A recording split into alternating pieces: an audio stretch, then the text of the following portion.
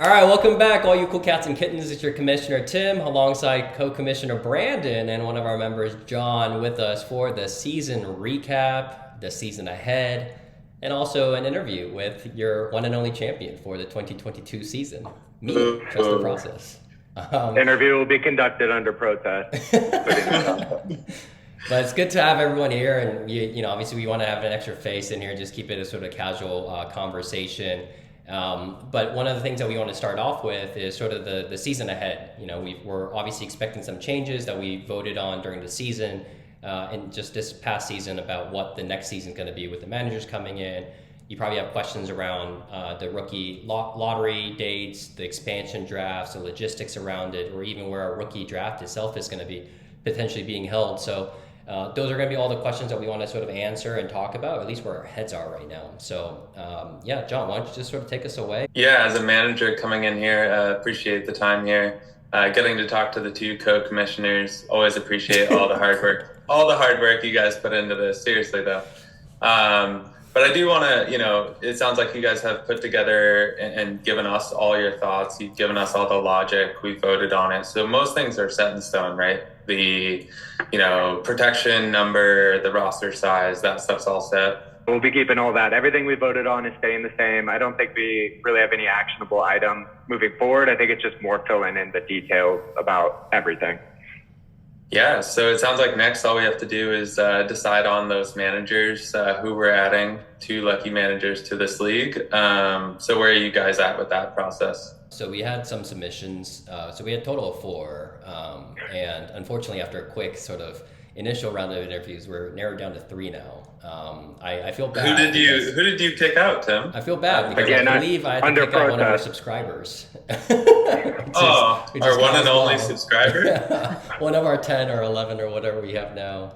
But yeah, I mean, generally I think it's really cool. Like I was talking to Brandon about it. I think it's really cool that John, you submitted one, Eve submitted one, and I submitted one, chatting with sort of the group at large. And I've now had a chance to chat with you individually, John, and Eve individually about, who you want to bring. But generally the excitement around like how high of a quality and caliber of these, new member candidates we have waiting for us, I'm really excited about it. So that's where we're at right now. We haven't started actual interviews, getting to know them yet. But that's probably going to be planned over the course of the next couple of weeks. Just so we can sort of get that going, because that needs to come first before we sort of talk about all the other logistic events that, is going to follow that. Well, since I'm the one here, my guy's got to have a leg up, right? Yeah. That's fair. All right. Well, so with this year wrapping up, I mean, there's still, NFL going on, playoffs coming up. But what are you guys thinking about, like, timing for, when do we set our protection? When do we do the lottery versus, rookie draft and things like that? So we haven't determined exact dates yet, but we do have kind of a framework in mind. And I think a lot of it is going to be sooner than what we did last year with our expansion. And really the thinking behind that is, we really want to give these new guys as much of a, time window as possible to look over available players, to do their research on that. So that's kind of the first thing we're looking at. Obviously, like Tim said, we need to get these guys in here and vetted and make sure that they're good fits and then get them into the league. But quickly after that, we're thinking we'll hold the expansion draft just so that they can have teams and they can start to make moves and we can open up trades and everything like that, get the league year going. As far as the rookie lottery, we last year also did that on the expansion day. I believe this year we've been talking about whether or not we want to do it on that exact day, or whether we want to, maybe wait a couple weeks or a month or so just to like fill in kind of the off season. So that's kind of in flux, but I think either way, it's going to be much sooner than it was last year, which I think is cool. It just gives us more chance to, really make some moves, know where we're picking, do some of that digging into the rookie draft. Yeah, I think the logic behind us wanting to move up the dates for the non-actual rookie draft portion of all our entire offseason is we just want to give our new incoming managers a full offseason. And on top of that, we want us, the existing managers, to be able to start unlocking our roster and move into trades and waiver pickups as quickly as possible. So the quicker we can get our expansion managers vetted, selected, them conducting the expansion draft, as well as the lottery, which also implies that we're going to have an earlier window on when we as existing managers select our protection slots. So that's sort of the logic behind it. So I think the thinking is as soon as possible on the vetting process. Like Tim said, within the next week or two, I think we can probably put out word on, who we're putting forward to the group. We really want to, make it collaborative in the sense that, we want to introduce these people. We want everyone to get to know each other. I think that's what makes our league so special, is that even though, we come from different places, didn't all know each other, it does feel like pretty tight knit, just given, how many of these Zooms and how many times we meet up. So I think as soon as possible on that, quickly followed by our protection list. I'm under the mindset, I almost wish we could, give the new managers, the available players upon their joining of the league as soon as possible to really get them that, leg up and trying to figure out who they want to pick. So just thinking about the NFL season and like kind of the off season, obviously we'll have the Super Bowl in February. March will be the scouting combine for the rookies. And then late April is the NFL draft. So, Tim and I talked, and I think just trying to keep it entertaining throughout the off season, whether we're looking at sort of early mid-March as far as the expansion draft, and then we could even do it at the same time, do the lottery at that point, or maybe a couple weeks later. But I think the goal would be to get those pieces done prior to the scouting combine in March. Moving forward, we'd have, some good events all throughout the off season. Still with the rookie draft, I don't know if this was mentioned yet, but still with the rookie draft in that first week of August. I think that worked out well this year. Hopefully everyone's kind of had that date in the back of their mind for our draft week or weekend. But yeah, I think it works out well just, right at the beginning of the preseason, but you still get to see some OTAs and stuff for your rookie picks. So yeah.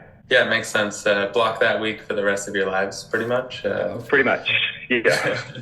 Where are we doing the rookie draft? You mentioned first week of August, but we did Vegas last year. I think that leaves Montana, Boston, and New Brunswick.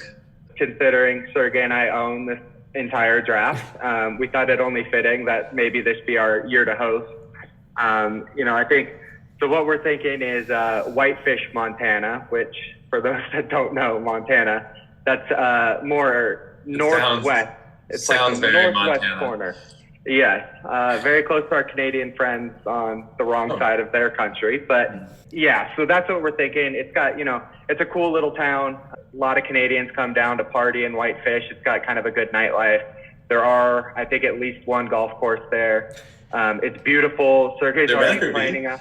Yeah, there is. Yeah, that was part of the I was just trying to think if there were multiple, but we'll rent the boat, get out on the lake, maybe get a nice Airbnb out in the woods somewhere. So I think it'll be a good time. You all can enjoy the scenery while Sergey and I are making our picks. So that's the proposal. I need to dig into some more research just on travel arrangements and everything like that to try and help people out with like where to fly into and how to shuttle people around. But I think at this point that's our proposal that they're thinking. Is this a DGen free draft, or will there be DGen options for those who would like to partake? I think we wanted both ends of that coin. We definitely wanted to step back substantially from Vegas. It's just something, it just felt right. No specifics or anything, but Vegas seems like it needs about a 10-year detox for our group. Yeah. Wherever we send these guys, I mean, there's going to be DGen opportunities. So yes, that's definitely still on the table. I'm excited for Team USA rematch again. Although with next year going to 10, we may have to cut it down to 3 teams. So we'll see how those go. Like, it was obviously Team USA and Canada, but however we slice and dice, we're gonna need probably a 3, group of foursomes, for us to get that working. So, hey, that might be fun. It's just like has nothing to do with any one team or grouping in particular. Maybe I'm wondering for next year, especially if we end up getting like a good golfer in, we could have like 3 captains or whatever. That's what I'm thinking. Some sort of lottery draft or something would be kind of fun. That'll be super fun. So Sounds I think good. Logistics wise, we should, with this video, we'll just put it up there. Let's just see what the sort of the buy-in looks like. I mean, I don't think there's going to be, too much pushback or anything. I definitely do want to have us join the Canadian brothers up north Oh, yeah. maybe for next year or whatever. But yeah, I think I'm excited about this sort of circuit that we're going in. I have to say, I think it's starting to feel like the NHL a little bit. We're only 2 years into this thing, but it feels like Canada can't win a cup. So I think maybe when, you know, our Canadian friends actually can step up and win this thing, we'll go up to Moncton, because I do think that'd be a good time. But I like that. As we travel to the place where the two toilet bowl players. Yeah, well, you know, at least we own something. We got the draft, Yeah. and you know, we're reigning Can America Cup champions. So. That's very And true. you see, the U.S. won the toilet bowl cup too. That's right, absolutely. Yeah, we win all the cups in the United States, apparently. But yeah, Hey, that's actually true. We got the USA sweep of the Can America Cup, the Toilet Bowl Cup, and the actual championship. We've got that. So yeah, that'll be fun. We should actually challenge the Canadian boys. The year that they win, the next off season, hosting in Canada and New Brunswick, we'll fly over. So I think that was all the pre-season or off-season stuff, right? If we want to go into the next step. Yeah, so I think that covers it, and just for, you know, our folks, like, we'll just obviously type all this out and share with you on Sleeper in terms of all these dates, so that you don't have to memorize it, or in case you missed this portion of the video. But I definitely would love for us to sort of chat. You know, it's been a full season, and I'm calling our first full season because we had the full off season, we had the rookie draft for the first time. It feels like we've been in this league for several years now, but really we just wrapped up our first full actual season, right? And we're about to go into our second full actual season as our third, actual year. But yeah, I mean, with the three of us here, I would love to hear from you two on, you know, how you sort of saw the season forming up, maybe, you know, in 3 segments, like the preseason coming into it, what it looked like for you in like week 8, let's say, like mid-season or whatever. And then, you know, maybe even out, and I'm curious to hear from you individually if your mindset's changed individually managing your teams, about how you view your rosters, what your strategy is. Maybe just open forum and just like sort of start there. I think I'm a little bummed, because I think more or less the people's predictions of who would kind of make the playoffs kind of did end up happening. I think, but I will say during the middle of the year, there was some big shuffles, you know, kind of Sergey pulling the trigger, first one to start selling. So even though we had him, I think like a lot of people had him like on that 4, 5, 6 border, you know, he saw where his season was going and decided to pull the trigger. So I think, you know, there were things like that, or Travis kind of doing the opposite that was really exciting. But I guess I'm a little bummed that it still ended up more or less with the predictions in the playoffs. Yeah, I definitely, you know, tacking onto that, I don't think we had any real surprises. I think a lot of our stretch kind of, you know, maybe this team will do it. You know, both you, Sergey, and I mean, Travis, that was probably the highlight of the season, I would say. That's kind of where that's where the excitement kind of came in, the unknown that maybe we were going to have some shakeup. So good on Travis for doing that and going for it. But we had a top 4, we had a bottom 4 right from the beginning. You know, I think we knew I was going to suck. So that was never in question there. I think seeing Sergey, you know, get 3, I think he got 2 wins right out of the gate. He lost 1, got his 3rd, and then didn't win again.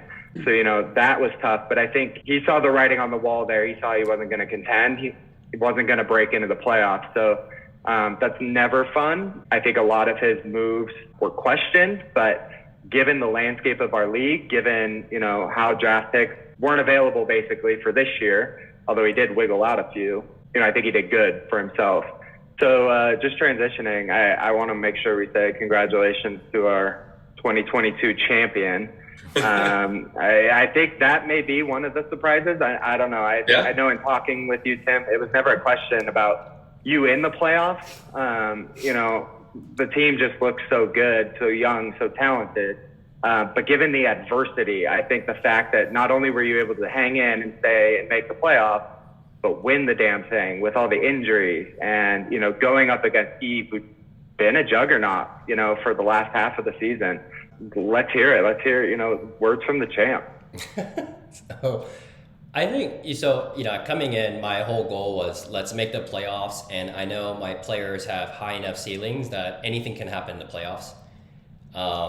But I mean, it was tough to start, dude. Like the beginning of the season, Javonte getting out on injury, and then Brees Hall as he was breaking out. Especially, I think it was 2 weeks after they basically benched Michael Carter, right at that point, and then he stepped in. And so it was like that 2 weeks that he became basically the workhorse back for them. And I was just at that point, I mean, I felt like, for me, it felt like the whole season, it was lucky because it was like dominoes falling one after the other in terms of, and missing its mark because of injuries. Because like, I remember, like I started out excited about Kyle Pitts this year, like, concerned, but still like excited that he's going to take a step up. Did absolutely no production. Yeah, and if you told me at the beginning of the year that you would, lose Brees Hall, Javonte Williams, DeAndre Swift wouldn't do a whole lot. And Jonathan Taylor. Kyle Pitts, Jonathan Taylor, and you told me all that, and that you still Tyler. Now. Yeah, I mean, Tyler, it's pretty crazy. I mean, I think you kept going and you kept getting wins here and there, and you make it to the playoffs. So yeah, it just felt like there was so much crumbling of how I expected this year to play out due to injuries. But where I got super lucky is that with those injuries, really the next man stepped up, right? Yeah. Or like when DeAndre Swift wasn't playing, or when Jonathan Taylor went out on his injury, is when Travis Etienne basically benched James Robinson. At least I was able to sort of hang on off of that. And then I think when DeAndre Swift started getting injured, that's when sort of Brees Hall started to sort of, take off. And, I think it just got lucky because especially in the mid-season, what was really helpful for me was Sergey selling pieces. And by the time I was gonna say, do you have a piece that you got that you feel like what was the biggest? Kittle. Yeah, Kittle was I was gonna say that's what I was thinking. Single-handedly, Kittle won me the league, right? Because he put up, I think, 26 and 27 in week 14 and week 15. 15 and 16, basically the championship and the playoff weeks. And what I learned this year from last year, making a trade for an aging Zeke, right, that I gave up a lot of pieces to you, John, right, to sort of compete, was I wanted to intentionally know that, hey, I'm already injury-ridden this season. I'm not going to mortgage my future and then risk potentially not even winning this season and let alone weaken myself for future seasons. So I didn't really give up any pieces. And I think knowing that we're going to only be able to protect 16 gives you that thought. Who's you can let go because they're not going to be on your roster anyways. So I think I basically gave up a player I wasn't going to be able to protect plus a third for Kittle. Just because I was getting nothing, right? I was trying to figure out, I mean, I blew my entire fucking fab on Taysom Hill again, right, for this year. And then going back actually on other dominoes, I never imagined Justin Fields breaking out the way that he did. Do I think that he's a great NFL passing quarterback? No, I think he's sub-average right now, right? It maybe bottom 5, bottom 6 in terms of his passing ability. With the rushing, I don't think anyone would have imagined that he's going to be the rushing leader, by so many 100 yards for quarterbacks. And that's a huge floor, right? We all know in fantasy football, rushing and mobile quarterbacks are cheat codes. And then as he stepped up is when Kyler got injured, right? So all these things sort of aided each other. And certainly by the time I went to the playoffs, I just felt like as long as one other piece does not fall through, this is my last stand. And I got to be able to sort of make it work. Yeah, it was just trust the process, just had that next man up mentality all season. So that was pretty impressive. And I mean, we talked about your depth at the beginning of the year, how you're pretty crazy deep, and you will be now for years. It all works out, even given the fact that you had all these crazy injuries. Again, just shows how great your team is going to be for years to come. I expected this team to be able to contend in the years to come. I just did not expect it to come this year. And actually, let's forward to the actual week. After the 10 a.m. games, or 10 a.m. for me, 1 p.m. for you guys, and 2 p.m. for the Canada boys, after that, I think it was at 87-13 odds, for Eve. I felt like, even after that, it was the morning games, the first round of games, I was like, okay, this is what I sort of expected. I'm lucky to be in the finals. But I think one of the things that sort of I wanted to make fun is I sort of put onto the sleeper, Into the World, right, is I think you, Brandon, and Sergey were just congratulating Eve as if he's already won, and I still have 5 other players that need to go. And I'm looking at this roster. I'm like, okay, I got I got Justin Jefferson, I got CeeDee Lamb, and I got George Kittle going. And I think my mark that I was calculating is if they can get 65 plus, then and if and then Keenan Allen on Monday night can play something, that gives me a chance, because Eve was projected at 170 at that point, and he had no other players that were going to play on Sunday. And then what do you know? Gets 68. And then I really, really, really wanted it to go to Monday night game with Keenan Allen being the decider, but I think Eve made it easy for me because no one performed. Like I think it was Chubb or whatever, and maybe Derrick Henry, but it was just three of those players just shit the bed. It was, I think they had the worst games of their season. Yeah. Devontae Adams, right, basically did nothing, and I didn't have to need Monday for me to win. But yeah, I felt like I'm gonna actually, just as a preview and a teaser for everyone, I've taken screenshots of those chat logs. That's gonna be a T-shirt that I come up into Whitefish, Montana, because you all need to trust the process. I think it also affirmed that the commissioner curse is very real. I think me making it. We started to doubt it. Yeah, no, I did for a while there. It was just too easy this year to make picks, when half the teams suck. But whoa. you know what I mean. But anyways, I think. You earned it. You earned all the shit talk you're going to give. I'm already kind of sick to my stomach just talking about you winning a championship. I thought, we knew it was inevitable, I think, just looking at your team, all the work you did last year and this year. But the fact that it, already happened, it's a little sickening. So congrats, but we're all coming for you now. Well, that said, there's a benefit to all of this stuff. Is I didn't want to commit to anything but an inaugural ring for the inaugural champ. But I mean, given that I won second season, I'm not going to not give myself a ring. That's right. So if I do that, that means every season going forward, that's right, every one of you are going to get a ring from me. Let's go. So that's a positive for the league. Incentive. I'm getting a text message right now. Eve wants to know if there's a second place ring that he might be able to get from you. Tell Ryan to ship over that $15 ring from Amazon filled with lead. And that would be the second. That would be the second. Probably place rusty ring. by now. Yeah, probably. Yeah. I just want the league to know that I did my best in the playoffs, so that Tim has the worst first pick possible. Thank you. Yes, that is, I think, pivotal, to be honest, because that was my contribution in the playoffs. If Tim would have had 2 lottery balls, he was getting into the top 3, guaranteed. Just given the fact that he's doing the fucking lottery balls. Yeah, we need Brandon. Can you do it this year? Actually, I don't. Never mind. You have so many picks. I don't want you to do it. Never mind. No, but we need some sort of mixing of these balls before they go into the spinner. I need something because that was just too much last year. Hey. I audited everything. You saw it. Yeah, you get Ellen to do it? I'm sending you a thermometer that we can touch every ball to. Just make sure that they're not cold or weighted or anything like that. Want them weighed before and after. Yeah. The tape on them. Tim, I want to ask you. So, I guess rewind halfway through the year. Yeah. The Moncton Meerkats are just tearing through the league, beating everyone. I think it was 8-0, the first sweep of the league, all this stuff. I mean, how nervous were you at that point? Were you just already thinking okay, I got to do well this year, but let's look at next year? Or did it change your mindset at all? Yeah, I mean, it's not necessarily about the Moncton Meerkats thing. It was just at that point, felt like that playoff tier was breaking out into 2 separate tiers, right? It was Eve, and then Eve was also coming back there. He had a really slow start, but every week, he was the higher scoring team, basically, right? So I felt like Moncton Meerkats and Cup to Canada were sort of starting to form their own tier. But as Ryan talks about it, right, once you get into playoffs with a decent enough team, you just never know. Right. And I've had plenty of weeks where the scoring output makes me feel like I'm competitive in any given week. So it wasn't that I was going to go into the playoffs feeling sorry for myself. But that said, I certainly didn't expect it at week 8 when all this thing happened, especially because I think that's when Breece Hall went down.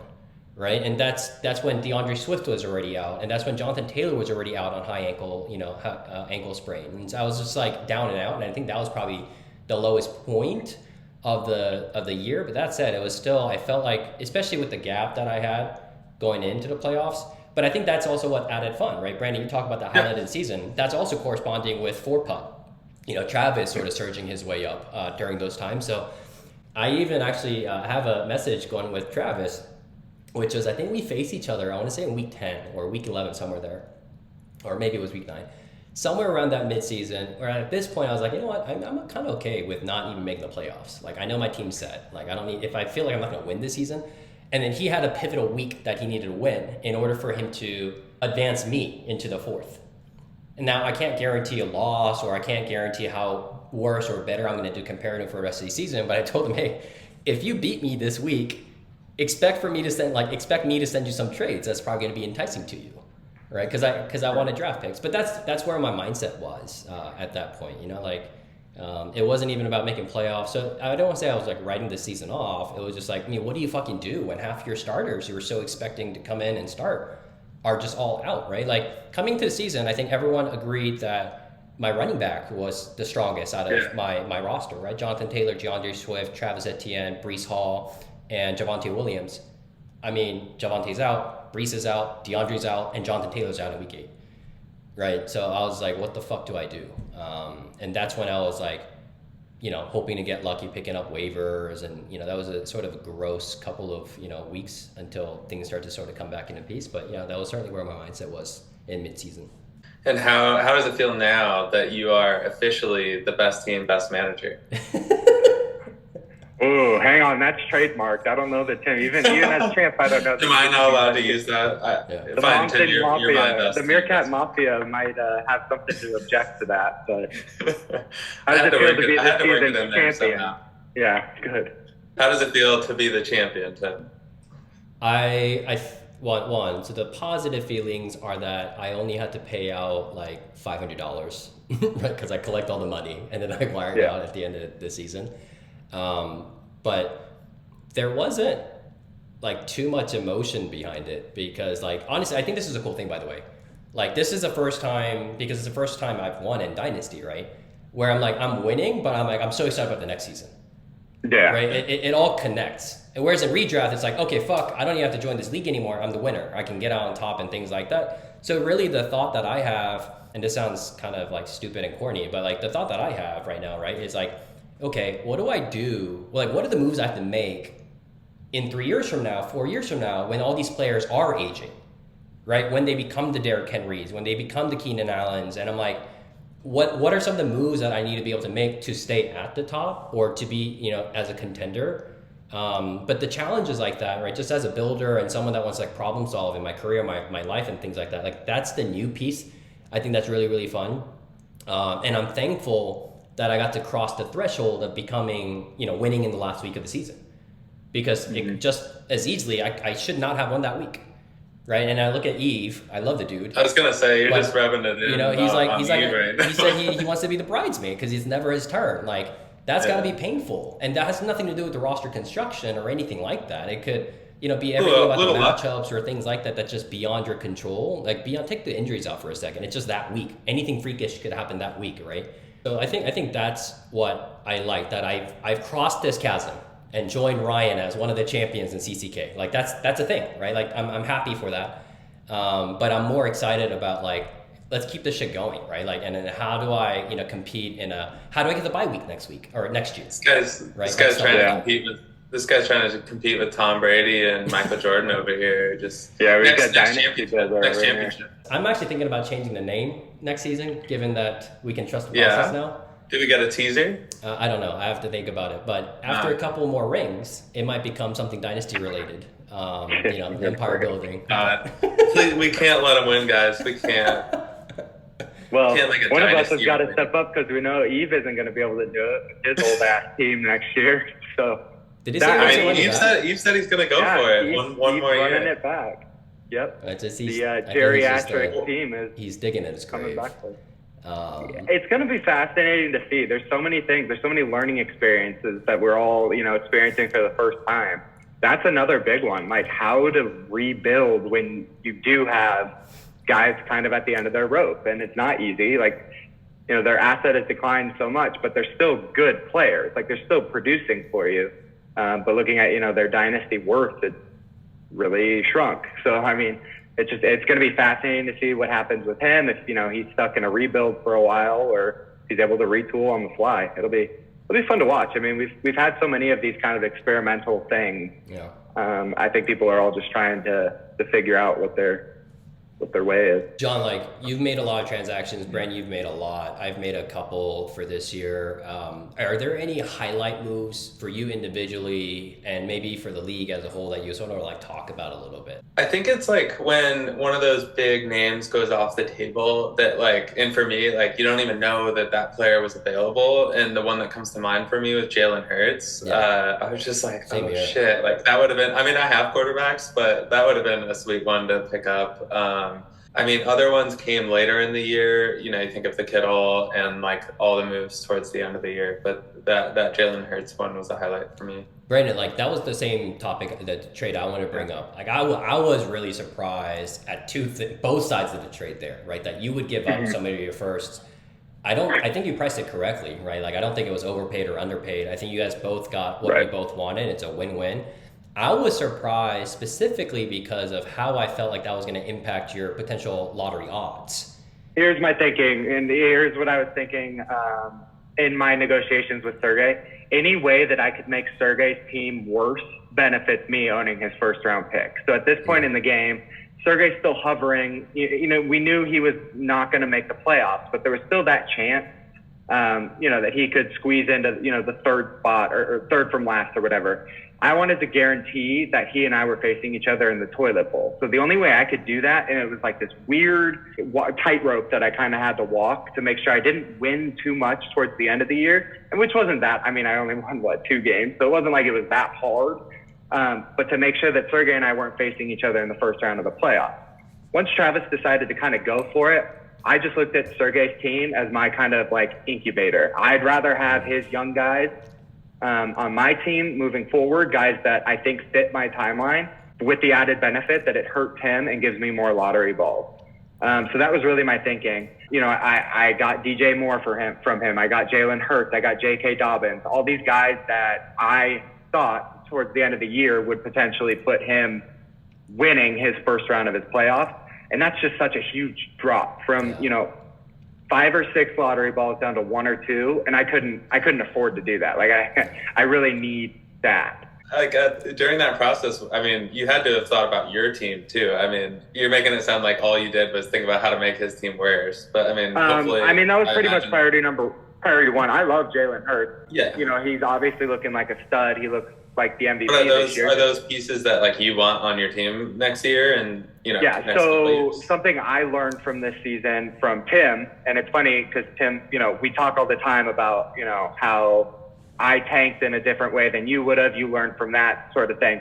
I learned that you can load your team up with youth and contend pretty quickly. And given the fact that we're going to increase our owners, I think there's a very good chance, just given the pieces that I already have on my team, that I'm already in that contender for potentially squeezing in to the playoffs. Now, add in all of these other pieces, potentially getting a Bijan who could be a day 1 top dynasty asset. I see playoffs. So initially my thinking was, I don't want running backs. I don't want to be tied to running backs. Running back, the wheels fall off. I don't want to deal with that because it shortens your timeline. And this is what we talked about a lot, Tim. But when I consider the fact that, maybe next year, and I can get a guy like J.K. Dobbins who really only has a year of tread on his side. He's got like 170 carries or something in his career, coming off a big injury, but, maybe he can get back to that place. Jalen Hurts, I mean, again, he's another one of those high floor, high ceiling kind of guys, but doesn't really seem, although he's injured now, but doesn't seem like he's going to be a big injury risk. These are all guys, young. These are guys that are going to be on my team long term. I picked up DJ Moore. I'm not exactly sure how I feel about DJ Moore, although I think he's a good player. I don't know with his age and kind of his situation that he's going to fit. But I think they're all attractive guys also to look at, expansion managers or guys, that I could flip for other picks. That was my thinking there. Really, I just wanted the best chance at possible at getting 6 or 5 lottery balls. And I have to say, it worked out perfectly.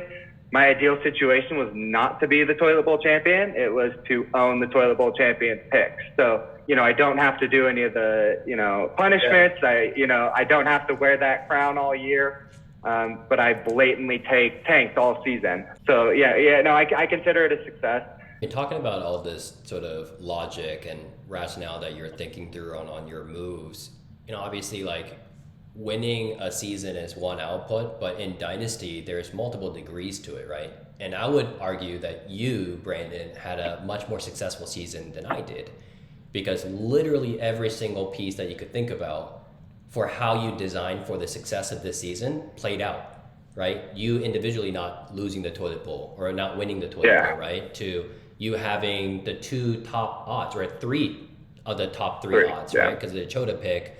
On top of the thought process that you had in having Sergey sort of be worse than you, and then the Jalen Hurts trade, we talked enough about it, but I feel like that trade is something that 2 years from now we're gonna all look back as that's the move. Because if you remember, one of the things that I talked about in this offseason, the reason I traded Josh Allen for you and paid the King's ransom is I feel like in this league, especially with us moving to 10 teams, you need 2 really fucking good quarterbacks to be contender. And I felt like if you didn't have any of those, because I didn't expect, Jalen Hurts to be traded, I just felt like that move now secures you firmly. And with your draft picks, hopefully you luck out into a top 12 type of a quarterback in a Bryce Young, CJ Stroud, or Will Young, or whoever ends up becoming. And I thought every single thing you came into the season with, and if you recall, right, one of the things that I sort of, in the commissioner challenge to you, for everyone in this league that I did individually in the offseason, for you, I think, if I recall correctly, it was like, can Brandon leave the season establishing 5 dynasty cornerstones on his roster? And like, you've done that, right? Like, handsomely. You've done that with Jalen Hurts, Kenneth Walker, who's going to be at least a top 5 dynasty running back minimum, even when Bijan comes into the league. Garrett Wilson, certainly. I would say he's probably wide receiver 1 in terms of the rookies of this season, right? And I think you're probably thrilled you didn't send TJ Hawkinson away. And also think about how weak the tight end spots are, right? He's only going to get integrated further more and more, and like that could be a massive gap if you ended up trading him away. So I feel like with other pieces like the DJ Moores, the J.K. Dobbins, the Jahan Dotsons, you even have Brandon Ayuk now. Jameson. And who knows what happens with Sky Moore or Jameson Williams, right? You might not even protect them. Yeah, right? Like, however it goes, but I still feel like you hit literally every single thing you needed to do for this season to be coming to your design. You literally architected exactly what you want, and it got done, every single bit of it. And I felt like that was fucking impressive. And now the story, next chapter, right? Now you got to actually turn that into actual players and assets beyond rookie draft picks. And then let's see how quickly you come online. And I think my prediction of you being a playoff contender, like you predicted, is true. That I think you're going to be in the running for next season because of all this stuff that we're talking about. Yeah, I will say I would trade all of it for a championship. So I would not call my season more successful than yours, but it's nice to actually hear good things, because it's just been shit about my team all year. But I agree. I mean, looking back, I don't think I could have wished for like how the season kind of turned out for me to this point. Again, if I get screwed in the lottery, I'm not going to be thrilled. But yeah, if you would have told me that I wouldn't have been toilet bowl champ and I would have top 3 odds and rookie picks, and I have Jalen Hurts, like I'd call that a pretty successful tank rebuild season. And you got the lowest score in the league, new records. So and I'm in the league record books, and that one probably will never get touched. Although Sergey's making his best effort. He's given his best effort, so I'm holding out hope there, but I'm in the record book, so who cares? And just to sort of maybe as a last topic before we sort of sign off for the group with Brandon's signature Pollard's perfected sign off for the year that he's been rehearsing for the last 18 weeks. What are your thoughts and predictions for the year ahead? I do think Eve ends the season rebuilding. I don't think he ends the season contending. I'm predicting myself in the playoffs. Tim's in the championship again. Wouldn't be surprised if, I don't know. 2P? It's going to be hard. It's going to be hard not to at this point. I think you probably scared a lot of those contenders too that are realizing they don't have that kind of top end firepower that you do. So that'll be interesting to see if they, just continue to try and build up of what they have. Yeah, I mean the betting odds would be you're gonna at least win another one in a row. John, what about you? I'm calling Travis making the playoffs next year. He's gonna make it happen next year. I know he's close this year, made the push. He showed me he's got what it takes to make the moves. That's a good take. I have two.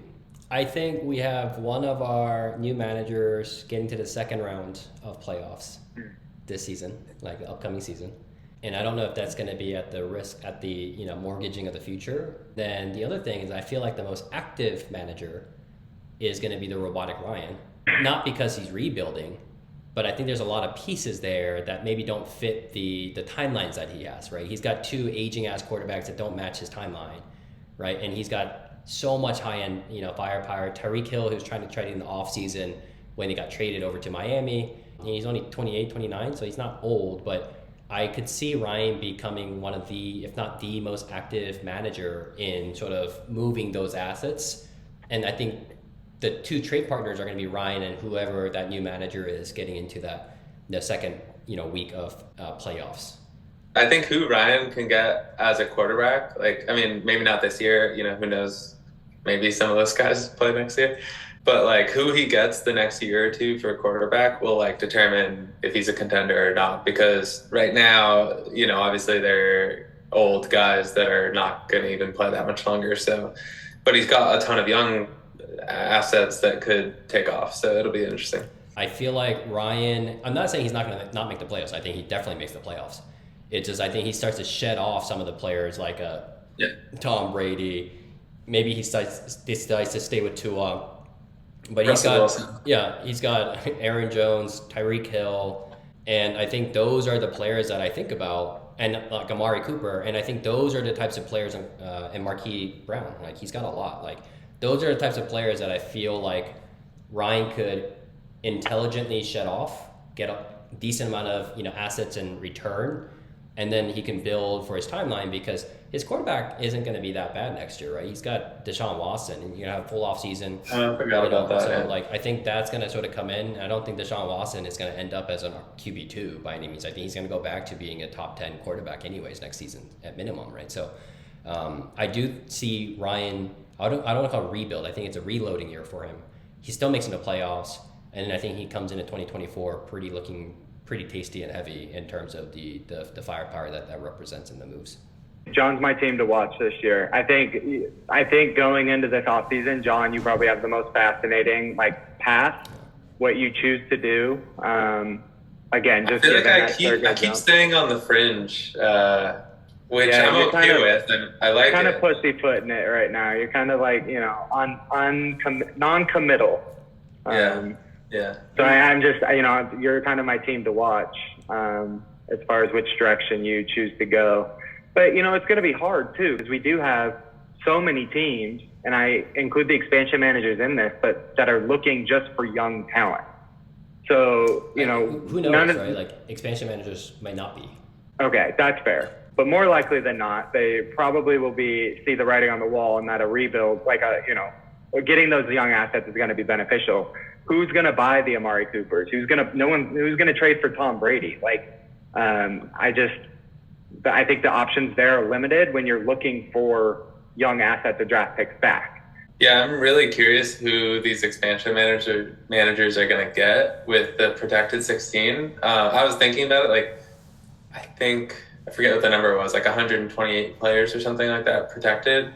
But they're not all equal 16. No offense, but the Sergey protection 16 versus Tim's going to have some tough decisions. Eve's going to have some tough decisions. There's going to be some good players that are really ranked at 100, maybe that are available. So, yeah, certainly. But yeah, I think that does it for our last official video of the 2022 season. And obviously kick off and send more updates in the coming days and weeks regarding our upcoming 2023 off-season plans and logistics of everything that we talked about at the beginning of our segment today. But I think it was certainly a memorable season, given that it was our first full real season. I think there was so much that I personally took away, right, in terms of just learning this game that is Dynasty, so different than regular, standard redraft leagues. And want to thank John for joining. And looking forward to hopefully you not having an injury-ridden season next year, and hopefully take good use of Calvin Ridley, because that's a player I got from you. Never started a single game, that I held him. Yeah, I got him back. Yeah, and you got him back now. And Brandon, I'm seriously, as a defending champion now, I actually do worry about how your roster may look come 2025 or even next year. Like, I think there's going to be a lot of firepower. I think you just got to address what happens at the QB2, right? If that QB that you pick up in the rookie draft or whatever ends up actually, performing like right away in the rookie season. But I think it was a season to remember. I'm excited. I think next season's going to be even more fun. And hopefully that's sort of the cadence and standard that we see going forward. I'm excited to meet and see every one of us again in person in Whitefish, Montana. Let's go for a little bit less degen and have a lot of fun, spend and eat some of Sergey's good barbecue and jerkies and everything that he's going to have in store for us. And that's all I got to say. I'm excited for Brandon's sign off.